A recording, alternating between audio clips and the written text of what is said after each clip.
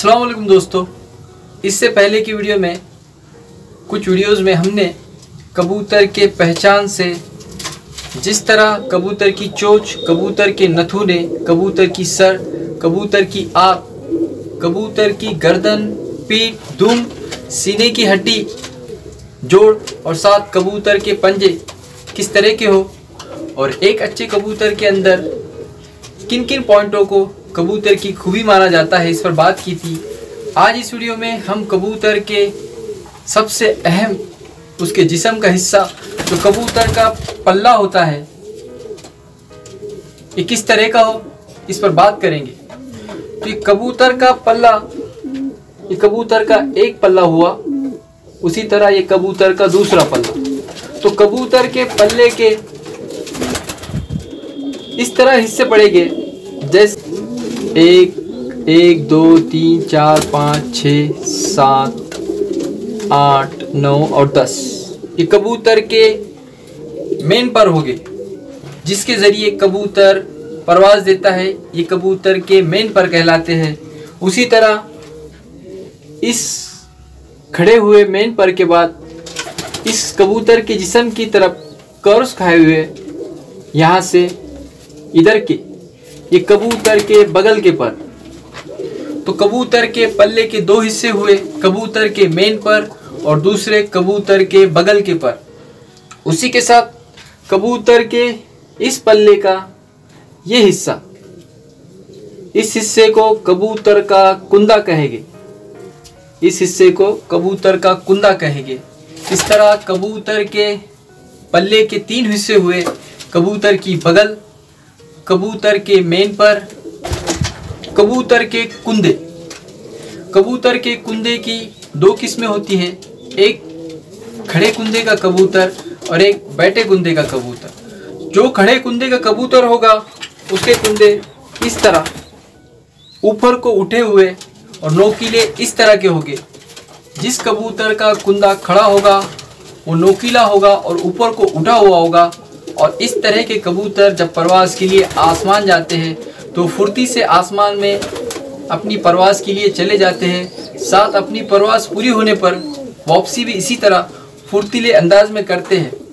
और जो दूसरा किस्म है कबूतर का बैठा कुंदा, वो इस तरह कबूतर का बैठा कुंदा साइज़ में गोल होगा।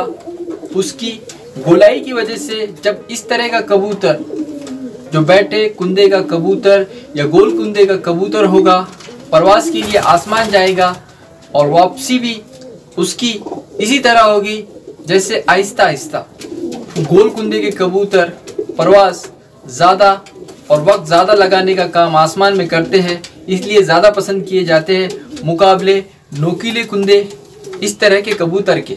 कबूतर के पल्ले के अंदर कौन कौन सी खूबियों को देखकर तय किया जाता है और पहचान की जाती है अच्छे कबूतर के पल्ले की। तो जो कबूतर इस तरह पल्ला खोलने पर झट से अपने जिस्म की तरफ खींच ले, अपने मेन पर और बगल के पर को खींच ले, इस तरह का कबूतर ताकतवर होता है। उसके कुंदों में जान होती है, उसके कुंदे स्प्रिंग नुमा होते हैं, इसलिए वो झट से खींच लेता है। साथ जो कबूतर अच्छे और परवाज़ी खून की नस्ल से हो गए, वो कबूतर इस तरह कुंदा फैलाने पर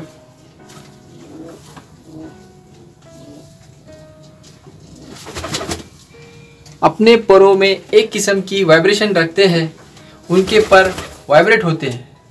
और अच्छे पल्ले के कबूतर इस तरह उनके मेन पर हो चाहे बगल के पर हो, इस तरह एक दूसरे के ऊपर चढ़े हुए या ओवरलैप इस तरह के होंगे।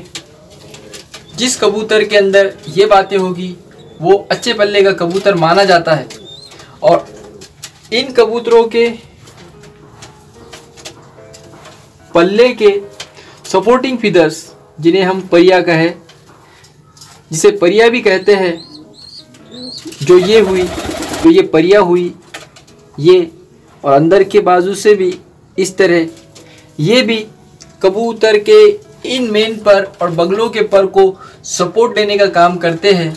ये भी तादाद में भरपूर हो और अच्छे से कबूतर के मेन पर और बगल के पर को ढकना और उसे ओवरलैप करना, इस तरह की खूबी जिस कबूतर में होगी वो अच्छा माना जाए। कबूतर के पर एक दूसरे पे चढ़े हुए, साथ साथ इनमें किसी भी तरह का गैप ना हो। अगर कबूतर के इन परों के बीच गैप होगा तो जब कबूतर परवास के लिए आसमान जाएगा या परवास देता होगा, उस वक्त कबूतर के इस हिस्से से जिस हिस्से में गैप होगा हवा पास होगी और इस तरह का कबूतर उसे परवास करने के लिए दिक्कत पैदा होती है।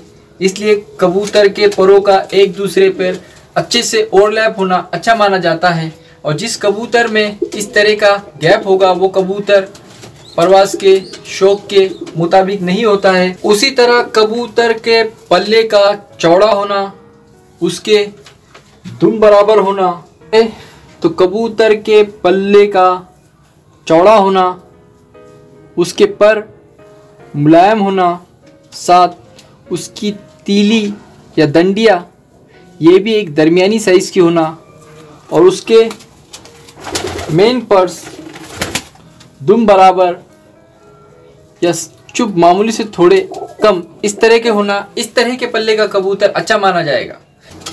थोड़ी मिकदार में या मुख्तसर अगर साइज़ में मेन पर दुम से कम हो तो इस तरह का भी कबूतर अच्छा होगा। साथ कबूतर के पल्ले का इस तरह हाथ से फैलाने पर चौड़ा वसी इस तरह का होना ये भी अच्छा माना जाएगा। और जिस कबूतर के इस पल्ले के पर मुलायम साथ पतले होंगे, मतलब इस तरह हाथों से उंगली फेरने पर पीछे से हमें अपने उंगल का अक्स दिखाई दे, यानी कि परों का पतलापन, परों के अंदर पतलापन होना कबूतर को वेटलेस बनाएगा और इस तरह का कबूतर अच्छा होगा। और साथ पल्ले में इन बातों को भी ध्यान रखा जाता है। जो कबूतर का पर है इसके अंदर एक इस तरह की, इसे कबूतर की पर की डंडी कहेंगे, तो ये डंडी का भी एक दरमियानी साइज में होना अच्छा माना जाता है। जिस कबूतर के पर की तीली या डंडी साइज में बड़ी हो या मोटी इस तरह की हो, इस तरह के कबूतर परवास दौरान अपने डंडियों से मार खा जाते हैं, क्योंकि हवा के प्रेशर की वजह से ज़्यादा सख्त और मोटी डंडी का पर का कबूतर वो डंडी टूटने की वजह से अपनी परवास सही नहीं दे पाता। और जिस कबूतर के पर की तीली या डंडी ज़रूरत से ज़्यादा पतली होगी, इस तरह की कबूतर भी ज़्यादा लचक की वजह से अपनी परवास सही से नहीं दे पाते। इसलिए कबूतर के पर के तीली या डंडी का एक सही मिकदार में होना अच्छा माना जाता है।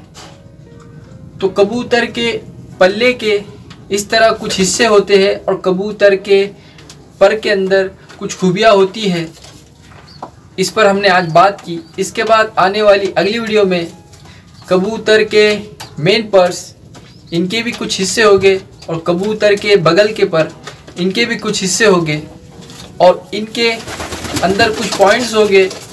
उन पॉइंटों को हम किस तरह पहचानें, उनके अंदर किन किन बातों का होना कबूतर को खूबीदार बनाता है, इस पर बात करेंगे।